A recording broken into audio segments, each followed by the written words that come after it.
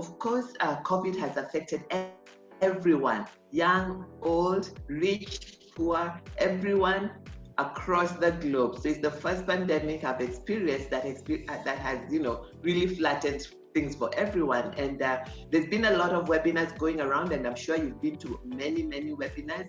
And what we're saying with KCB this morning is, what are some critical factors we can look at to start creating a work frame and to start creating a path forward, because it has been 90 days, to be honest. So this session is going to be helping you, build your hope. And we always say that hope is not a good strategy. You need some intentional tactics. It's going to give you some interventions and some strategies. So what we need you to do is have your pen and paper ready. You don't have to take notes of everything. Take note of what you think you should do, where you think you should go, what is happening, because you're going to get the slides through the KCB communication channel. So welcome. And if you have any questions, please put the question and answer icon on the menu bar that is on your screen. Don't put them in the chat in case we lose them. In the chat, we are welcoming you to tell us how you're experiencing the broadcast, and also where you're tuning in from, who you are. Tell us what you do. You never know, somebody in that chat box may be looking for what you do. Yes, we are all in tours, but Kenyans always have something they do on the side. So maybe that side thing is what you need to polish up. And tours and travel have a huge opportunity to use technology and work from anywhere in the world. I have a friend who was buying an office and she gave it up. She's in the tours and she works from home pretty well. And another crisis that comes to mind is the 9/11 crisis of New York, which brought the stricter aviation security. Remember, before we could go all the way and we'd wave to people goodbye in the flying base, or I can't remember what it's called even. But now there's so much security. You see your people traveling through a glass. Anything you do in any industry, it is a supply chain. Either you are manufacturing, or you're producing products, or you're under the service industry or works, all those are supply chains.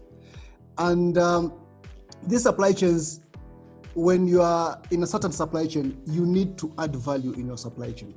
And each function working in that supply chain has a responsibility of adding value, and that value at the end of the day is going to be reflected in your bottom line. So basically here, in any supply chain, the person you're serving here is your final consumer or customer. So as you conduct this process, the focus basically is on your consumer. And what is the value chain? Value chain is a linear map of the way in which value is added by means of a process from goods or services requested to final service provided to the customer or consumer. I've highlighted, I've bolded the word services because the main focus here is on an industry which provides services to its customers. And again, what is tourism value chain? Following a tourist footprint in a value chain details the steps and the firms a tourist interacts with from the moment they decide to take a trip to the completion of your international journey. So from my right, you can see we have the inbound logistics. We have the operations where value is being added. And if I give you an example of a manufacturing setup, you'll find the operations now, this is the point where value is added in the manufacturing process. So this is where what the customer wants is being done. So this is a critical point in the entire value chain process, of which probably now when we move to the next slide, you'll be able to see in a tours and travel setup, where does operations, where does value addition sits in the entire process. Now, and then here you have the outbound logistics. Outbound logistics is basically what has been manufactured is being transported now to the final consumer. So here you'll find you have transportation, you have warehousing, people like distributors, they come in at this stage. And then now you see the marketing and sales people.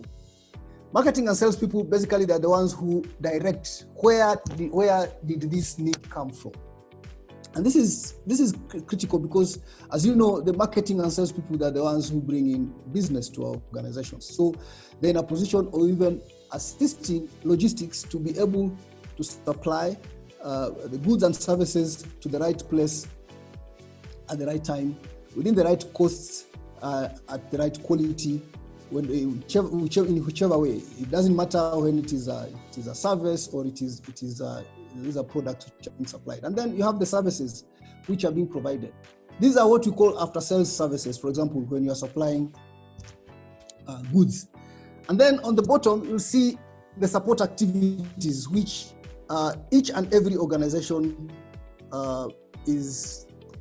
they have. And this you can see we have procurement people. I'm pretty sure even in our tours and travel business, we have procurement people in our organizations. How is procurement being handled? Is it being handled in a more professional manner? As you can see, of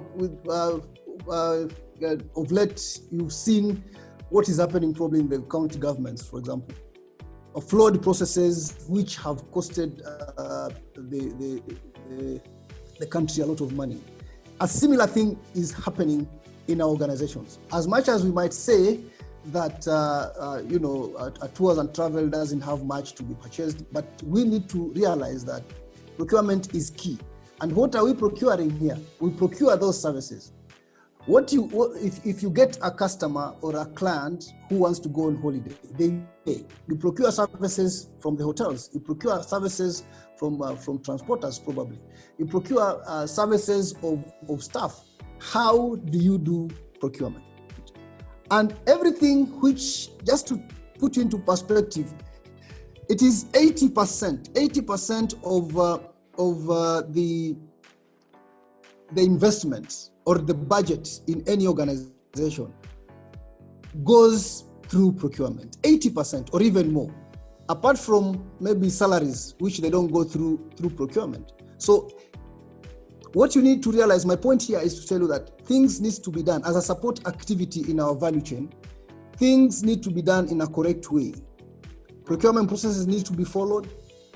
You need to follow proper systems so that you don't find yourself losing a lot of money, which is going to affect your profitability at the end of the day. And then you have infrastructure. Infrastructure, you talk about technology, for example.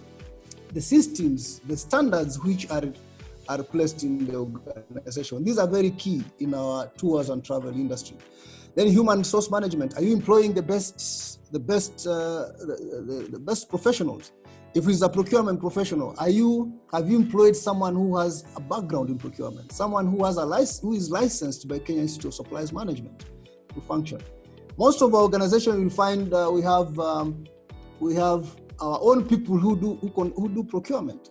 And at the end of the day, you come and find that when you do proper inspection in our tours and travel organization, you'll find that the people who are doing procurement, they don't have even a procurement background. Maybe you have your spouse, or you have your daughter, or you have your son doing procurement, which, because there's no professionalism here, it ends up you being affected by losing a lot of money in the entire process. The major thing which probably all of us we should do is a focus on domestic travel. Yeah, we should be focused now, because if we have this lockdown, does it mean life has to stop? We already have people who are willing to go on holiday. Yeah, so we have recently seen people who are going to the parks. These are some of the things which you need to take advantage. The economy has been opened. It should not be only Nairobi National Park. There are so many parks in this country, areas where they have never been explored. These are the areas now which we need to focus and stay strong and being so resilient in a way that you don't find yourself seated without doing anything. There are so many things which as tours and travel experts can do. And then the aspect of personalization. This is very, very critical. Now, and then you have local experience. people, as Frida's told us, said something that not all tourists want to go and stay in a hotel. Mostly want to go and see. They want a place where they can understand the community, how the community performs, how people live. So this local experience, many people now, things will change in a way. It will not be like going for expensive excursions, going for expensive holidays, but people want to understand, how do people live? How do people live in Lamu, for example? How do people live in Pokot? Yeah. So these are some of the things which people need to, as professionals, we need to take advantage of. I think tourism has a huge opportunity because we have not done local tourism enough, and all 40 million Kenyans are hostage here for you. So you need to think through, what partnerships can you get into with people in the villages? And like Mombasa is always down because they say it is low season. In Florida, when it is low season, there's lots of things for the local people to do. Local people also have money, so pay attention to us. And then complexity. During complexity, the strategy leads to you need clarity to start restructuring. And I hope that what we're sharing with you is going to get you to start thinking through the whole value and supply chain so that you can start making different decisions.